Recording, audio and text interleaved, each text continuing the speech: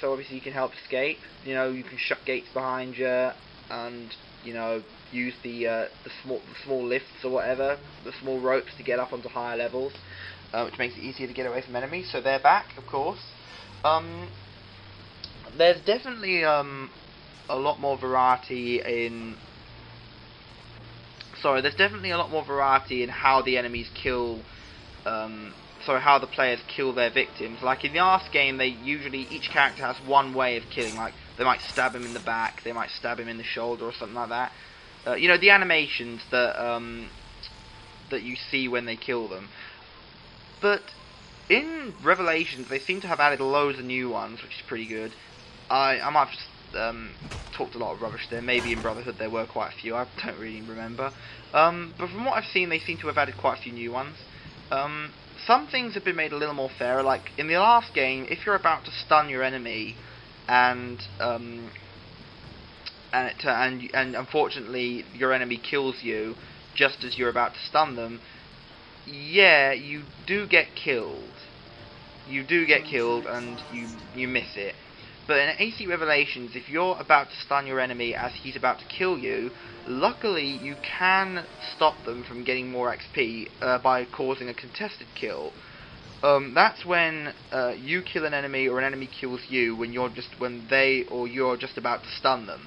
If that happens, then they'll get less experience, and also they'll be stunned for I think 3 or 4 seconds after they've killed you.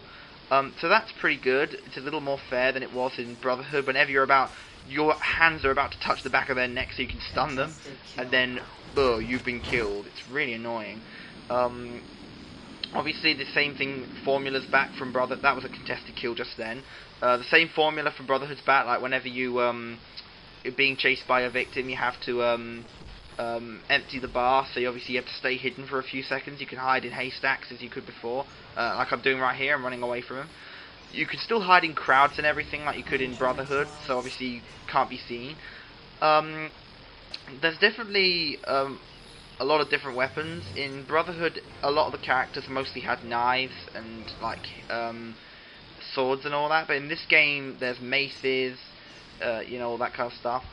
I really hope some of the characters from Brotherhood return. Like, there are a few that return, but I haven't seen many of them yet. Like, I hope some of the favourites return. Like, I hope the Doctor returns. He needs to come back. He was always my favourite in Brotherhood. I think you can play, in the multiplayer, you can play as the assassin from Assassin's Creed 1. I'm really sorry, but I don't know his name. If you know his name, leave a comment, because I really don't remember. I haven't really played AC1 that much. I've mostly only played it on PC a few years ago. I haven't played it too much, so I can't really remember it.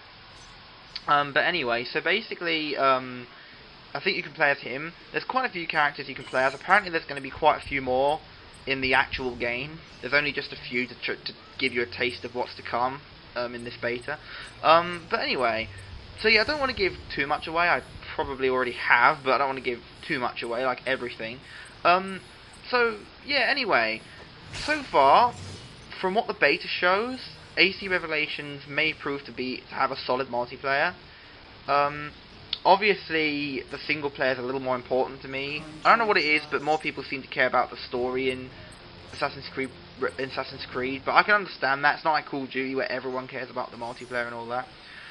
From what I've played, it looks really good. It seems to have improved a little bit from Brotherhood. But to be very honest, I don't know what's happening yet. We're just going to have to find out. So anyway, thanks for watching, guys. Hope you enjoyed. See you soon.